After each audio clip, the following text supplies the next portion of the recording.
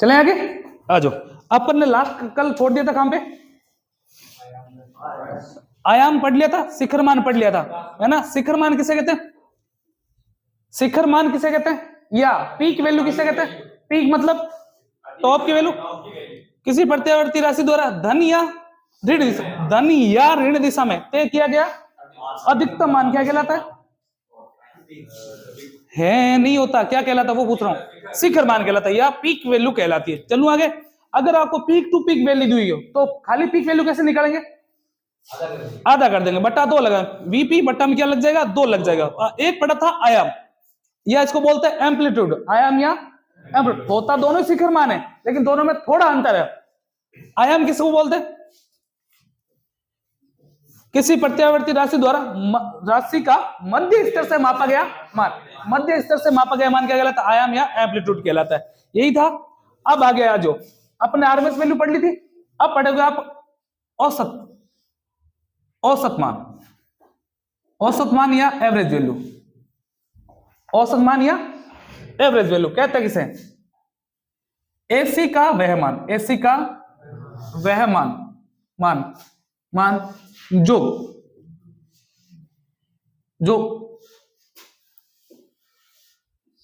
उतने ही आवेश, एसी का वह मान जो उतने ही आवेश का स्थानांतरण करता है जितना डीसी का मान करता है। डीसी का मान करता है क्या कहलाता है? औसत मान कहलाता है। कल आपने प्रभावी मान की डेफिनेशन पढ़ी थी, उसमें क्या था? एसी का वह मान, एसी का वह मान जो क्या करता है? उतनी मात्रा में ऊष्मा उत्पन्न करता है। वो क्या थी? ऊष्मा था वहां पे, और यहाँ पे क्या? आवेश है। एसी का वह मान जो क्या करता है? उतना ही आवेश उत्पन्न करता है जितना कितना का कौन करता है? डीसी स्थानांतरित करती है। चलें आगे, अगला। अच्छा, औसत ज्ञात करने का सूत्र क्या होता है? अपने मैथ के अंदर पढ़ के आओ। औसत ज्ञात करने का सूत्र क्या होता है? राशियों का योग बट्टा राशियों की संख्या। नहीं पढ़ी क्या?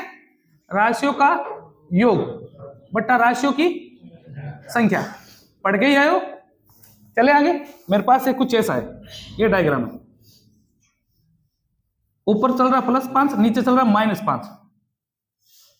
चलो, अब आपको क्या निकला? इसका औसत वैल्यू निकालनी है। अच्छा, राशियों का योग कर दे क्या? पहले ऊपर क्या है? 5 प्लस का योग का मतलब प्लस करेंगे, नीचे क्या है? माइनस का 5, तो माइनस का 5। संख्या कितनी है? 2 ही तो है, 1 और 2 2 है। 2 मान कितना? 2 मान लो चाहे 10 मान लो, संख्या तो चेंज हो रही ना, 1 2 3 4 5। ठीक है, अब ऊपर कितनी वैल्यू आएगी? 10 और 0 दोनों में से क्या आएगा? कितना आएगा अनु? 0 आएगा। इसको जोड़ के बताना था सोटा कितना आएगा? हाँ, कितना आएगा? कंफर्म बता दो कितना आएगा? 0 या 10? 0 आएगा ना, प्लस माइनस कट जाएगा, 0 आएगा। इसका आंसर भी क्या आएगा? 0। मोस्ट इंपोर्टेंट बात याद रखना, आपने इस पूरे चक्कर का निकाला। कितने का निकाला है? पूरे चक्कर का। तो पूरे चक्कर का, पूरे एसी के पूरे चक्कर का, एसी के पूरे चक्कर का या पूर्ण चक्कर का औसत मान कितना होता है?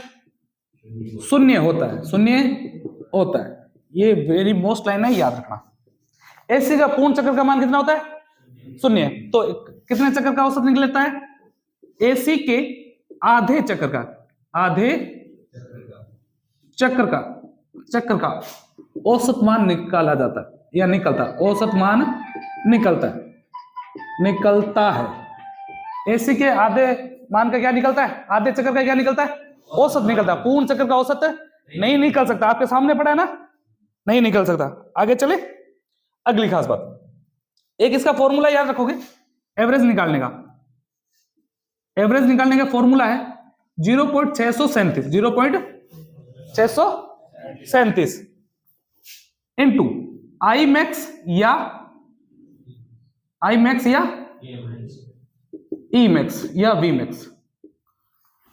जैसे प्रभावी मान ज्ञात करने का फॉर्मूला क्या था 0.707 ई मैक्स या आई मैक्स, वैसे इसका होगा एवरेज वैल्यू ज्ञात करने का सूत्र क्या होगा 0.637 इंटू आई मैक्स या वी मैक्स। एक फॉर्मूला और है ये भी याद रखना, pi by two into I max या वी मैक्स, आई मैक्स या V max, pi by two I max या वी मैक्स। जब आप क्या करते हो इसको हल करते हो ना, पाई बाई टू को हल करके देखते देखना, पाई का मान कितना होता है 3.14 बट्टा में 2 इंटू में आई मैक्स या वी मैक्स तो है ही, आई मैक्स या V max.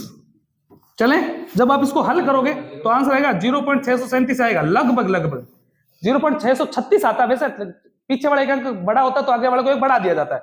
0.637 into I max या वी मैक्स लगेगा। आ रही है समझ में मेरी बात? तो सर हम क्या करें, आपको तो ये फॉर्मूला याद रखना, एवरेज निकालने का फॉर्मूला 0.637 इंटू आई मैक्स या वी मैक्स या पाई बाई टू आई मैक्स या वी मैक्स, इसी को हल करके ये बनाया गया। कोई दिक्कत समस्या परेशानी? एक मोस्ट इंपोर्टेंट बात याद रखना, पूरे चक्र का औसत वैल्यू नहीं निकलती। कितना होता है पूर्ण चक्र का औसत वैल्यू कितनी होती है 0। औसत मान केवल आधे चक्र का ही निकाला जाता है। आ रही ना मेरी बात समझ में? अच्छा एक क्वेश्चन देता हूं, एक क्वेश्चन आपके पास उधर कर देता है। एक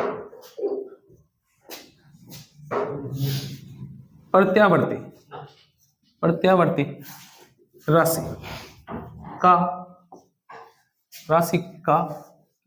पूर्ण चक्र, एक राशि पूर्ण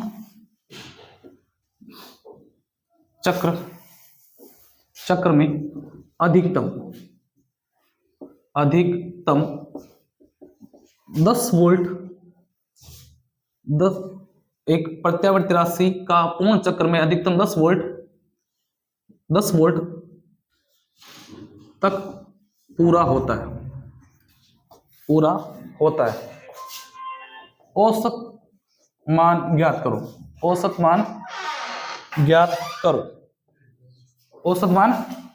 करो। अगला दूसरा क्वेश्चन,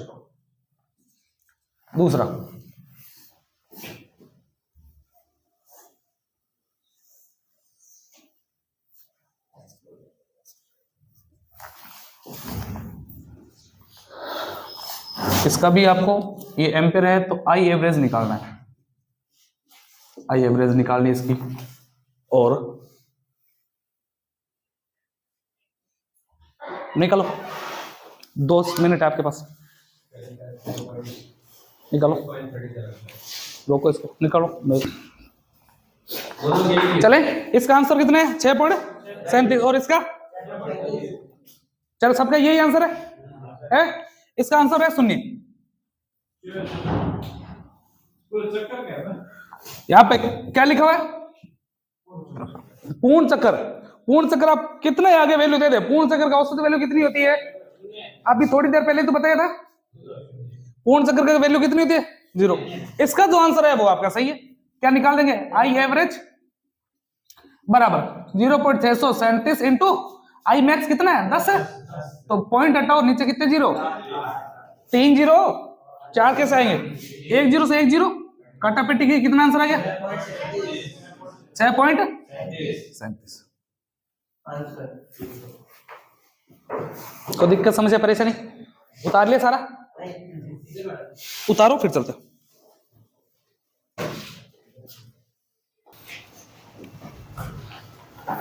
चले आ जाओ। आप लोगों ने अभी जो पढ़ा है वो क्या क्या पढ़ लिया? शिखर मान पढ़ा है, उसके बाद क्या पढ़ा था? जस्ट प्रभावी मान, उसके जस्ट बाद प्रभावी मान पढ़ा था, आरएमएस मान, और उसके बाद औसत मान। ये 3 चीजें लिखा हूं, ध्यान देना। एक तो पढ़ा था आपने शिखर मान, एक आपने क्या पढ़ा प्रभावी मान, शिखर मान और प्रभावी मान। और अभी जस्ट क्या पढ़ा आपने? औसत मान। अब इनकी गुणा भाग करके कुछ एक गुणांक बने जो पढ़ लो। एक पढ़ना आपको पीक फैक्टर। क्या पढ़ना है? Peak factor. इसको बोलते हैं क्रिस्ट फैक्टर, पीक फैक्टर या क्रिस्ट फैक्टर। पीक फैक्टर बोल दो या क्रिस्ट फैक्टर बोल दो। डेफिनेशन देखो, सबसे पहले आपने क्या पढ़ा है, शिखर मान, उसके बाद प्रभावी मान, इन दोनों के बीच में बट्टा लगा दो, क्या लगा दो, बट्टा। ये फॉर्मूला किसका बन जाता है, पीक फैक्टर का।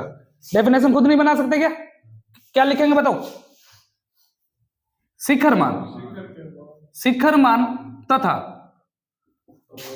प्रभावी मान का अनुपात है ना, औसत का है, अनुपात क्या कहलाता है, पीक फैक्टर या क्रिस्ट फैक्टर कहलाता है। आ रही ना मेरी बात समझ में, कहना क्या चाह रहा हूं, शिखर मान तथा का अनुपात क्या कहलाता है, पीक फैक्टर। चलो आगे फॉर्मूला लिख देता हूं इधर, पीक फैक्टर या क्रिस्ट फैक्टर। फॉर्मूला बनेगा शिखर मान बट्टा में प्रभावी मान। चलूं आगे, यहां तक को दिक्कत समझे, परेशानी। अच्छा, शिखर मान को किससे दिखाते थे अपन, आई मैक्स या वी मैक्स से, इतना ही तो होता है। तो मैं लिख देता हूं, यहां पे लिख देता हूं आई मैक्स, क्या लिख देता हूं, लिख सकते हैं कि अधिकतम मान तो यही होगा, बट्टा मान। प्रभावी मान का फॉर्मूला क्या था, 0.707 इंटू आई मैक्स। आई की बात करो तो आई मैक्स देखो, आई मैक्स कट गया ना, आई मैक्स कट गया, बराबर का बराबर, पॉइंट हटाओ, ऊपर कितनी जीरो जाएगी, 3 जीरो, शाबाश, 1 2 3 बट्टा में 707।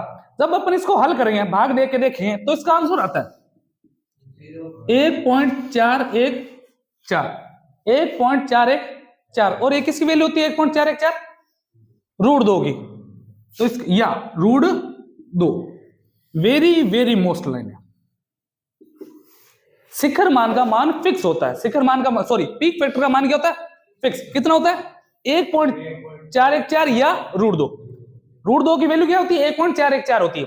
समझ आ रही है मेरी बात, ये मेरी काटा पेटी करने का मतलब मेरे को ये सिखाना था आप लोगों को। फॉर्मूला क्या होता है, शिखर मान बट्टा प्रभावी, शिखर बट्टा प्रभावी का अनुपात क्या कहलाता है, पीक फैक्टर। पीक फैक्टर का मान वैल्यू क्या होती है, फिक्स होती है, 1.414 या रूट 2। आ रही ना मेरी बात समझ में, हो जाएगा ना, कोई दिक्कत समझ से परेशानी। अब आपको एक जो पढ़ा है, एक है आपके पास रूप गुणांक, उसको बोल दो आप या तो रूप गुणांक या इसको बोला जाता है आकृति घटक, या इसका एक और अन्य नाम है, वो याद रखना, इसको बोलता है फार्म फैक्टर। ये तीनों वर्ड होते हैं, रूप गुणांक बोल दो, आकृति घटक बोल दो, या फार्म फैक्टर। चलो इसका डेफिनेशन बनाते हैं। पहले क्या था, शिखर, फिर क्या था, प्रभावी। शिखर तथा प्रभावी का अनुपात क्या कहलाता है, पीक फैक्टर। अभी क्या दिख रहा है आपको, प्रभावी बट्टा औसत। प्रभावी को वापस उठा लो, प्रभावी के बाद क्या पढ़ा आपने, औसत। इन दोनों का अनुपात क्या कहलाता है, फार्म फैक्टर या रूप गुणांक। डेफिनेशन बनाते हैं, प्रभावी मान तथा औसत मान का अनुपात क्या कहलाता है, रूप गुणांक। आ रही है ना समझ में, कोई दिक्कत समझ से परेशानी। चले आगे, अगला फार्म फैक्टर बराबर, फॉर्मूला क्या बना इसका, प्रभावी मान बट्टा औसत मान, प्रभावी मान बट्टा औसत मान। चलूं आगे, अगला बराबर का बराबर, प्रभावी मान का फॉर्मूला क्या होता है, 0.707 इंटू आई मैक्स लगा दो। चलो आई मैक्स, एवरेज वैल्यू ज्ञात करने का अभी पढ़ा था थोड़ी देर पहले, 0.737 इंटू आई मैक्स फिर आई मैक्स कट गया, 0.30 से 0.30 खत्म हो जाएगा। भाग किस में देना, 707 का भाग देना 637, आंसर आएगा इसका 1.11। आ रही क्या मेरी बात समझ में, हो जाएगा ना। तो ये भी फिक्स होता है। फार्म फैक्टर का मान कितना होता है, फार्म फैक्टर का मान 1.11 होता है, फिक्स होता है। सवाल में कुछ दे, इतने वोल्टेज पे चल रही, इतनी करंट ले लिए, फलाना जितना भी दे, और ये पूछे फार्म फैक्टर का मान बताओ, फार्म फैक्टर का मान बताओ, हल 1.1। जैसे मैंने बोला कि प्रत्यावर्ती राशि क्या करती है, 10 एम्पीयर अधिकतम करंट लेती है, 10 एम्पीयर अधिकतम करंट लेती है, या 10.27 कुछ भी जो भी आपको समझ में 5.33371109 ये है करंट का मान। किसका मान है?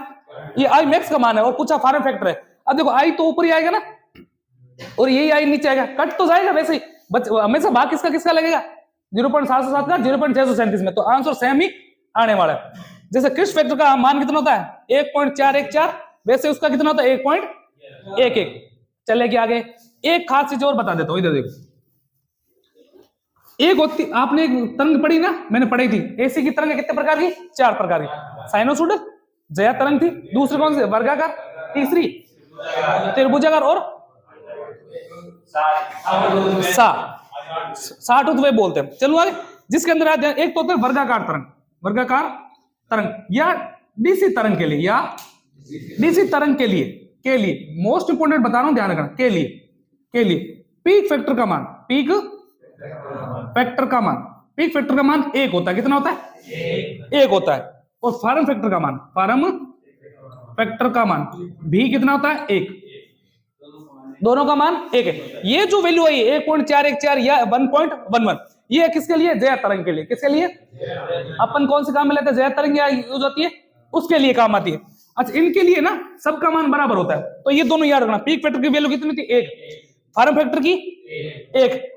अच्छा, उसके बाद एक थी आपके पास ज्या तरंग, जिसको बोलते हैं साइनोसॉइडल या साइन वेव। ज्या तरंग के लिए पीक फैक्टर का मान कितना होता है? पीक फैक्टर का मान कितना होता है? 1.414 या √2, या लिख देता हूं, या √2। फार्म फैक्टर का मान होता है 1.11। चले आगे, फिर एक वैल्यू और होती है आपके पास, उसका याद रखना, अर्ध तरंग दृष्टकारी, अर्ध तरंग दृष्टकारी। आधी तरंग के लिए कितना होता है? तो याद रखना, पीक फैक्टर की वैल्यू जो होती है, पीक की वैल्यू होती है 2। कितनी होती है? 2। और फार्म फैक्टर अगर पूछे, फार्म फैक्टर, तो उसकी होती है 1.57। कंफ्यूज मत होना, आपको जो ज्यादा ध्यान देना, ये पूछी जाती है कंपटीशन में। चलो आगे, आपके जो काम आने वाली ये चीजें दोनों आईटीआई में ये पूछते हैं। पीक फैक्टर किसको बोलते हैं? शिखर मान बटा प्रभावी मान का अनुपात क्या कहलाता है? Peak factor. इसका मान सदैव कितना होता है? फिक्स।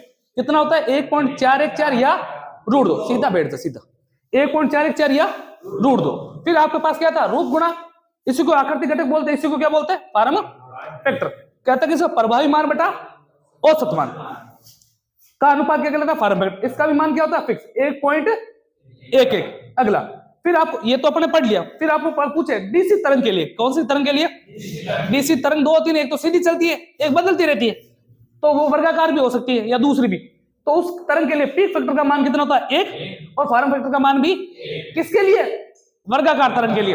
अगर आप पूछे अपनी वाली साइनोसॉइडल के लिए या ज्या तरंग के लिए, तो पीक फैक्टर का मान तो 1.414 या √2, फार्म फैक्टर 1.11। अगर अर्ध तरंग दृष्टकारी के लिए पूछे आपको, तो पीक फैक्टर की वैल्यू तो 2 होती है और फार्म फैक्टर की वैल्यू 1.57।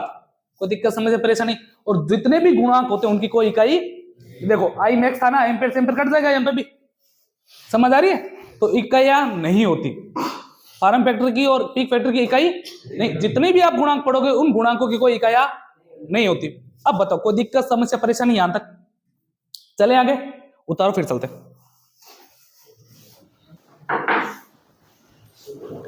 आजो, आप लोगों ने ऐसी परिपथ में लगभग जो थी ना शब्दावली, वो सारी पढ़ ली है।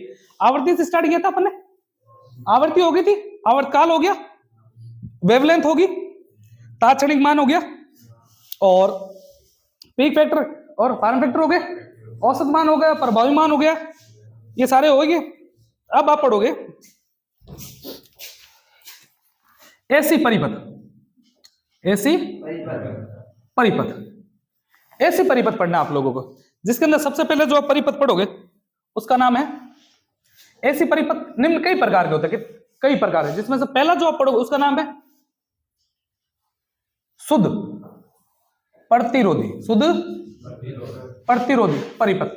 सरल बहुत होता है, ये समझ आ जाएंगे। शुद्ध प्रतिरोधी परिपथ या pure resistive circuit, pure resistive circuit, शुद्ध प्रतिरोधी परिपथ किसे कहते हैं? शुद्ध का मतलब क्या होता है? प्योर। प्रतिरोध का मतलब प्रतिरोध। वह परिपथ जिसमें केवल क्या लगे होते हैं? प्रतिरोध लगे होते हैं। वे परिपथ जिसमें केवल क्या लगे होते हैं? प्रतिरोध लगे होते हैं। वे परिपथ परिपथ जिनमें केवल प्रतिरोध लगे होते हैं। कौन से परिपथ कहलाते हैं? शुद्ध रेजिस्टिव परिपथ। नाम में आंसर छुपा हुआ है। शुद्ध रेजिस्टिव या प्योर रेजिस्टिव या शुद्ध प्रतिरोधी परिपथ जिसमें केवल क्या लगे होते हैं? प्रतिरोध लगे होते हैं। डायग्राम के तौर पर देख लीजिए, ये पहला प्रतिरोध, ये दूसरा प्रतिरोध, ये तीसरा प्रतिरोध, और ये साथ में से ये जोड़ दिया अपने तारे। ये लो, ये कौन सा प्रतिरोध है? शुद्ध प्रतिरोध, जिसमें केवल क्या लगा हुआ है? प्रतिरोधी लगे होते हैं। चले आगे, अगला, इस परिपथ में, इस कौन सा परिपथ की बात कर रहे हो? शुद्ध परिपथ, शुद्ध प्रतिरोधी परिपथ। इस परिपथ में वोल्टेज तथा धारा तथा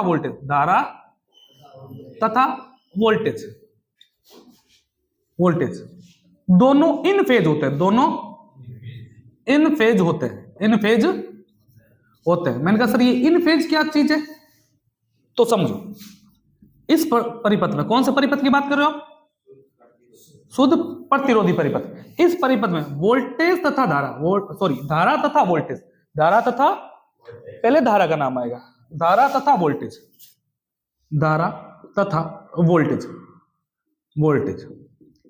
के मध्य 0 डिग्री या शून्य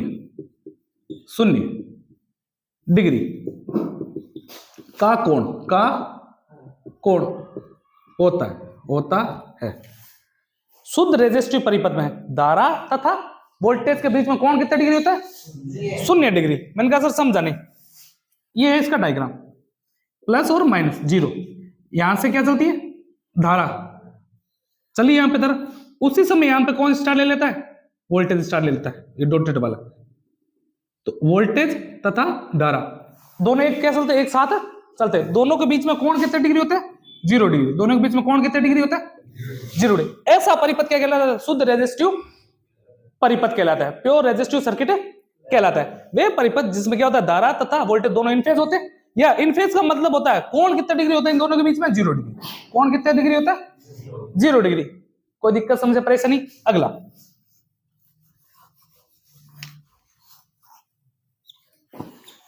इस परिपथ का, कौन सा परिपथ की बात कर रहे हो आप? शुद्ध प्रतिरोधी परिपथ। इस परिपथ का पावर फैक्टर या शक्ति गुणांक, ये बोल दो, या शक्ति गुणांक, पावर फैक्टर एक होता है। क्या होता है? एक। बताऊंगा पावर फैक्टर कैसे निकालते हैं। पावर फैक्टर निकालने, छोटा सा बता देता हूं, अलग अलग पूरा टॉपिक है। पावर फैक्टर निकालने का सूत्र होता है cos थीटा। cos का cos लिख दो एक बार, cos का cos। थीटा की वैल्यू कितनी है? 0। cos 0 की वैल्यू कितनी होती है? 1 ही होती है। चलो, तो प्योर रेजिस्टिव सर्किट का क्या होता है?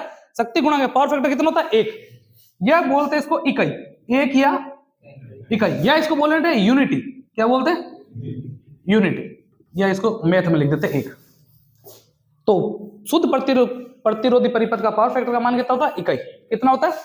इकाई। दोनों के बीच कोण कितने डिग्री होता है? शुद्ध प्रतिरोधी परिपथ में धारा तथा वोल्टेज के बीच कोण कितने डिग्री होता है? 0 डिग्री होता है। कितना डिग्री होता है? 0 डिग्री होता है। कोई दिक्कत समस्या परेशानी? अगला, ऐसा कहीं और सिस्टम देखा क्या जिसमें धारा तथा वोल्टेज के बीच में कोण 0 डिग्री होता है?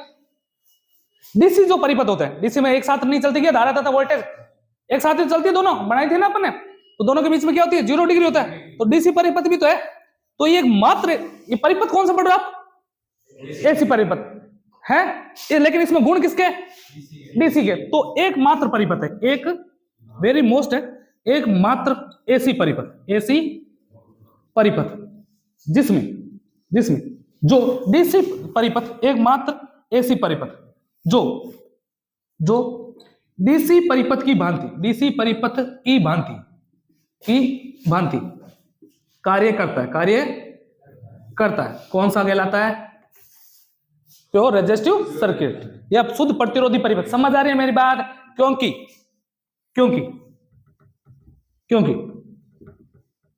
डीसी में धारा तथा वोल्टेज दोनों इन फेज होते हैं, दोनों इन फेज यानी कि 0 डिग्री होते हैं। आ रही ना मेरी बात समझ में? भाई डीसी में भी क्या होता है, धारा तथा वोल्टेज के बीच कोण कितना डिग्री होता है? 0 डिग्री। और 0 डिग्री कोण मतलब होता है इन फेज। क्या होता है? इन फेज। तो डीसी में भी तो होता है ये चीज, लेकिन आप क्या पढ़ रहे हो? एसी की सर्किट है। एकमात्र एसी का ऐसा परिपथ है जिसमें क्या होता है, डीसी परिपथ के गुण पाए जाते हैं। वे उस परिपथ का नाम बताइए, वे या उस एसी सर्किट का नाम बताइए जिसमें डीसी परिपथ के गुण पाए जाते हैं। कौन सा गुण है? शुद्ध प्रतिरोधी परिपथ। शुद्ध प्रतिरोधी परिपथ। चलूं क्या आगे? कुछ एक 3 चीजें ऐसी है तो मैं यहाँ छोटा सा डब्बा बना के बता देता हूं। एसी परिपथ में कुछ एक चीज ऐसी बता रहा हूं जिसका पावर फैक्टर एक ही होता है। जिनका पावर फैक्टर इनका कौन को सब पावर फैक्टर 1 होता है। किनका? एक तो प्योर रेजिस्टिव है, प्योर रेजिस्टिव सर्किट हो गया, पीआरसी बोल दो इसको, प्योर रेजिस्टिव सर्किट। एक कौन सा होता है? Universal motor. वो कौन सी होती है? Universal motor. डीसी, ये भी एसी की मोटर। किसकी मोटर है? एसी की मोटर है। चलूं आगे।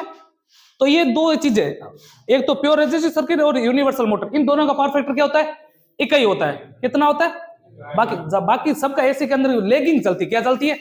पावर फैक्टर मैं पढ़ाने वाला हूं आपको, जैसे अगला टॉपिक है। पावर फैक्टर 3 प्रकार का होता है, लेगिंग, लीडिंग और यूनिटी, जिसको बोलता है इकाई। ये 3 तरीके के जो कि आगे पढ़ेंगे। अभी के लिए आपको इतना ही पढ़ना। प्योर रेजिस्टिव सर्किट किसे कहते हैं? जिसमें केवल प्रतिरोध लगे होते हैं या जिसमें धारा तथा वोल्टेज दोनों इन फेज होते हैं, दोनों के बीच में कोण 0 डिग्री होता है। अगला, इस परिपथ में पावर फैक्टर या शक्ति गुणा कितना होता है? इकाई। ये एकमात्र परिपथ है जो क्या करता है? डीसी परिपथ की भांति कार्य करता है। कोई दिक्कत, समझे, परेशानी हो जाएगा ना? उतारो, चलते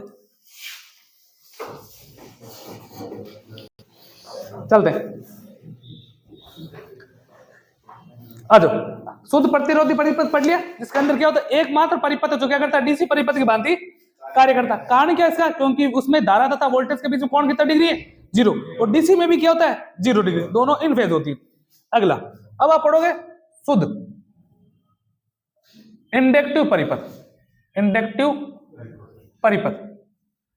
परिपथ ये इसको बोलते हैं, हिंदी में बोलते हैं शुद्ध प्रेरकीय परिपथ। प्रेरकीय परिपथ। ये इसको एक और नाम लिख लो, चोक परिपथ। चले, हिंदी में थोड़े से नाम आपको हार्ड लगेंगे, इसलिए थोड़ा इंग्लिश वर्जन याद रखना। शुद्ध इंडक्टिव या प्योर इंडक्टिव लिखो यहां पे, प्योर इंडक्टिव परिपथ। चलूं आगे।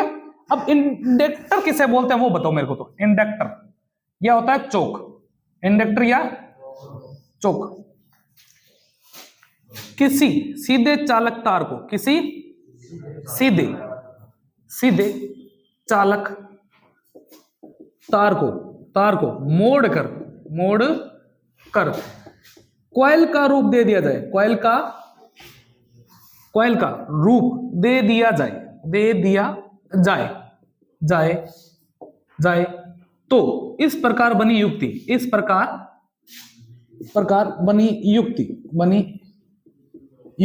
क्या कहलाती है? चौक कहलाती है। जो अपने यूज नहीं लेते क्या, वो ट्यूबलाइट में और लगती है चौके, वो बता रहा हूं। मेरे पास एक सीधा चालक था, इसको मोड़ कर मैंने ये रूप दे दिया। ये तो चालक है सीधा, ये क्या कहलाती है? चौक। और ये इसका सिंबल होता है। चौक का क्या होता है? सिंबल। चलो आते। तो इंडक्टर या चौक किसे कहते हैं? सीधे चालक तार को मोड़ कर, क्या कर मोड़ कर कॉइल का रूप दे दिया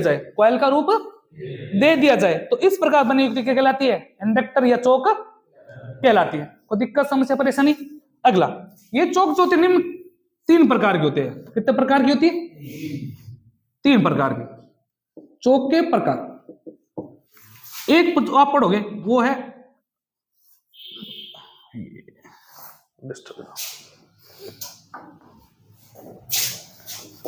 एक पढ़ोगा वायु क्रोड चौक। एक पढ़ोगे आप फेरिट क्रोड चौक। एक पढ़ोगे आप लो क्रोड चौक। इस क्रोड का मतलब होता है पत्तियां। क्रोड का मतलब क्या होती है?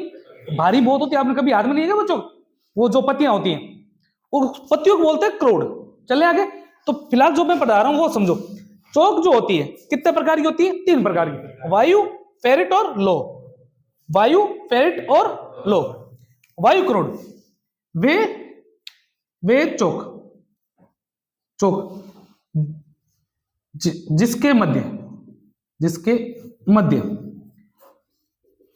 वायु उपस्थित होती है, वायु उपस्थित होती है। नाम में आंसर छुपा हुआ है, वायु क्रोड। वे चौक या वे चौक जिनकी पत्तियों में क्या होती है?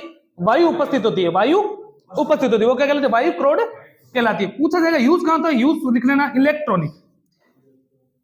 इलेक्ट्रॉनिक्स परिपथों में। यूज कहां होता है इसका? इलेक्ट्रॉनिक परिपथों में। या इसका यूज ये रखना फिल्टर परिपथों में। कहां होता है? फिल्टर परिपथों में यूज। दोनों में से एक यूज पूछा जाएगा। दोबारा सुन लेना, वायु क्रोड वे चौक या वे इंडक्टर जिसकी पत्तियों के मध्य क्या होती है? वायु उपस्थित होती है। जैसे आपको ये दिख रही है, इसके बीच में क्या निकल रही है? वायु निकल रही है। गैप है ना इसके बीच में, आराम से वायु। तो ये कौन सी चौक है? वायु क्रोड चौक है। चलो आगे, यूज पूछा जाएगा तो याद रखना वायु क्रोड का यूज कहां होता है? इलेक्ट्रॉनिक परिपथों में। या कहां होता है? फिल्टर परिपथों में। फेरिट क्रोड पहले तो पूछा जाएगा बनी किसकी होती है? ये बनी होती है फेरिट क्रोड, लोहा प्लस कार्बन, बनी होगी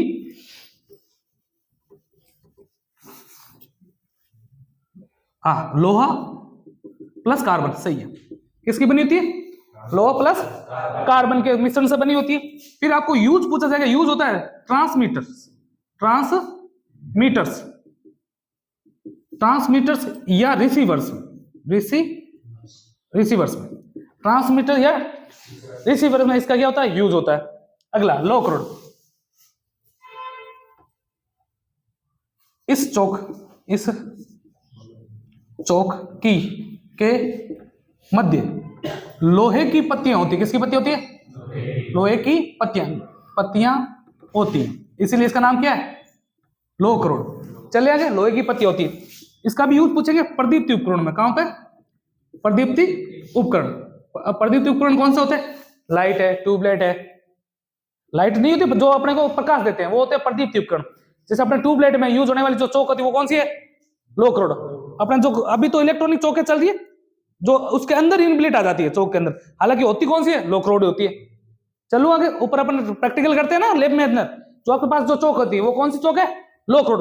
वजन में भारी होती है, कभी देखना, क्योंकि उसकी जो पत्ती होती है वो किसकी बनी होती है? लोहे की। दोबारा सुन लेना, आप पढ़ रहे हो शुद्ध इंडक्टिव परिपथ।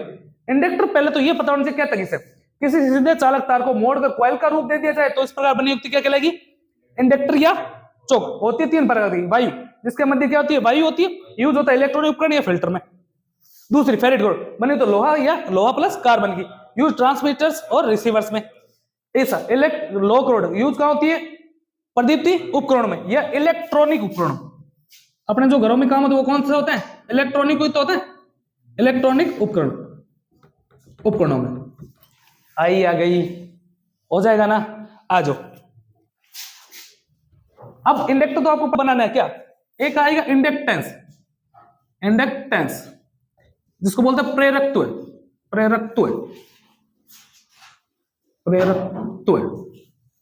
इंडक्टेंस या प्रेरकत्व किससे कहते हैं? किसी चौक का वह गुण, किसी चौक या इंडक्टर का वह गुण,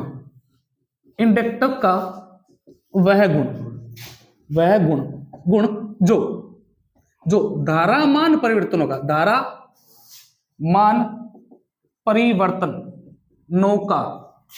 का विरोध करता है। क्या करता है? विरोध करता है। क्या कहलाता है? इंडक्टेंस या प्रेरकत्व कहलाता है। दोबारा सुन लेना, इंडक्टर से क्या बना है? इंडक्टेंस बना है। इंडक्टेंस किसे बोलते हैं? किसी इंडक्टर का वह गुण, जो क्या करता है? धारामान परिवर्तनों का क्या करता है? विरोध करता है। धारामान परिवर्तनों का क्या करता है? विरोध करता है। अब मेरे को ये बताओ, धारा का तो जो विरोध करता है वो प्रतिरोध भी तो करता है। प्रतिरोध में और इसमें क्या फर्क हुआ? प्रतिरोध और इंडक्टेंस में क्या फर्क हुआ? अरे प्रतिरोध क्या करता है? धारा के मार्ग में बाधा उत्पन्न करता है। प्रतिरोध क्या करता है? धारा के मार्ग में धारा को कम ज्यादा कर देगा। वो कम करना तो प्रतिरोध लगा दो, कोई दिक्कत वाली बात नहीं। ये क्या करता है? उसके मान को क्या करता है? मान बदलती रहती है ना ऐसी। आपको पता नहीं है, 1 2 3 4 ये जो बदल रहे इन मानों में क्या करता है, विरोध उत्पन्न करता है। ये गुण क्या कहलाता है, इंडक्टेंस कहलाता है। क्या कहलाता है, ये प्रतिरोध में गुण पाया नहीं जाता। तो दोनों में अंतर पता चल गया। इंडक्टेंस किसे कहते हैं, किसी इंडक्टर का वह गुण जो धारामान परिवर्तनों का, किसका, धारामान परिवर्तनों का क्या करता है, विरोध करता है, इंडक्टेंस कहलाता है। क्या कहलाता है, इंडक्टेंस कहलाता है। या प्रतिरोध अगर पूछे तो प्रतिरोध क्या करता है, जो धारा के मार्ग में बाधा उत्पन्न करने वाला जो गुण होता है, जो कारक होता है, वो क्या कहलाता है, प्रतिरोध कहलाता है। चले आगे अगला। फिर आपसे पूछा जाएगा प्रदर्शित किससे किया जाता है, इंडक्टेंस को प्रदर्शित, इंडक्टेंस को प्रदर्शित किया जाता है एल से। किससे किया जाता है, अंग्रेजी के एल अक्षर से। फिर आपसे पूछी जाएगी इकाई, क्या पूछी जाएगी, इकाई। इकाई आपको पता होनी चाहिए, इकाई यूनिट इसकी होती है हेनरी। क्या होती है, हेनरी। इंडक्टेंस की इकाई क्या होती है, हेनरी। अगला, हेनरी बराबर, हेनरी बराबर, या पहले ये क्लियर कर लेते हैं, एल बराबर, एल बराबर यानी कि इंडक्टेंस बराबर, फॉर्मूला बनता है वोल्ट बट्टा कुलाम, वोल्ट बट्टा कुलाम, वोल्ट बट्टा कुलाम। मोस्ट इंपोर्टेंट चीज सिखाने जा रहा हूं, आप लोगों ने सर से पढ़ा होगा कि आपने प्रतिरोध जोड़े थे श्रेणी क्रम में, निकालने का सूत्र क्या था, R1 plus R2 R plus R3 था। चौक भी जोड़ी थी, L1 plus L2 plus L3 निकालते थे। लेकिन जैसे कैपेसिटर नाम आता था, जैसे कैपेसिटर श्रेणी क्रम, तो कैपेसिटर को श्रेणी क्रम में कैसे निकालते थे, 1/CT बराबर 1/C1 plus 1/C2 plus 1/C3। किया गया ये चीज श्रेणी क्रम में उल्टा चलता कैपेसिटर, क्यों चलता वो कारण मैं यहां बताऊंगा आप लोगों को। तो हेनरी बराबर क्या होता है, वोल्ट बटा कुलाम, या V बटा क्यू, या V बटा क्यू। यहां तक कोई दिक्कत समझा, परेशानी। अच्छा, वोल्टेज की इकाई क्या होती है, वोल्ट ही होती है, और कुलाम की इकाई आवेश नहीं होती क्या। तो इधर इंडक्टेंस की इकाई क्या होती है, हेनरी। हेनरी बराबर क्या हो गया, वोल्ट बट्टा में आवेश। तो नई डेफिनेशन नहीं बना सकते क्या, वोल्ट, वोल्ट प्रति, वोल्ट प्रति आवेश, अरे वोल्ट, वोल्ट प्रति कुलाम होगा ना, वोल्ट प्रति कुलाम, और यहां होता है आवेश, वोल्ट बट्टा आवेश। आवेश को तो क्यू से दिखाते हैं अपन, और आवेश की इकाई कुलाम होती है, आवेश की इकाई क्या होती है, कुलाम। चले आगे, तो वोल्ट प्रति कुलाम, वोल्ट प्रति कुलाम क्या कहलाती है, हेनरी कहलाता है, हेनरी कहलाता है। कोई दिक्कत समस्या परेशानी, दोबारा पढ़ रहे थे इंडक्टर। इंडक्टर किसे बोलते हैं, किसी सीधे चालक तार को मोड़कर क्या बना दिया, कॉइल, कॉइल बना दिया, वो बनी इंडक्टर। प्योर इंडक्टिव परिपथ पढ़ रहे हो तो वे परिपथ जिसमें केवल क्या लगे होते हैं, चौक लगी होती है। वो डेफिनेशन आप खुद लिख लेना भली, ये मैं लिखवा देता हूं भी। वे परिपथ जिसमें केवल क्या लगे होते हैं, चौक लगी होती है, वो प्योर इंडक्टिव सर्किट बन जाएगा। उसके बाद इंडक्टर से क्या बना, इंडक्टेंस। इंडक्टेंस किसे कहते हैं, धारामान परिवर्तनों का विरोध करने वाला जो गुण होता है वो क्या कहलाता है, इंडक्टेंस। किसके द्वारा उत्पन्न होता है, इंडक्टर के द्वारा। तो डेफिनेशन बन गई, इंडक्टर का वह गुण, इंडक्टर का वह गुण जो क्या करता है, धारामान परिवर्तनों का क्या करेगा, विरोध करेगा, वो क्या कहलाता है, इंडक्टेंस। प्रदर्शित करता है एल से, इकाई होती है इसकी हेनरी। निकालने का सूत्र होता है हेनरी बराबर वोल्ट बटा आवेश, वोल्ट की इकाई वी क्यू मतलब वोल्ट प्रति कुलाम, ये इकाई होगी। तो वोल्ट बटा कुलाम, वोल्ट बटा कुलाम, यहां पे वोल्ट बटा कुलाम लिखो, इकाई बना रहे हैं ना, वोल्ट बटा कुलाम। तो डेफिनेशन बन गई, वोल्ट प्रति कुलाम, वोल्ट प्रति कुलाम क्या कहलाता है, हेनरी कहलाती है। कोई दिक्कत समस्या परेशानी हो जाएगा ना। चले आगे, अभी तक कुछ पूछना तो पूछ लो, हो जाएगा क्या, उतारो फिर चलते।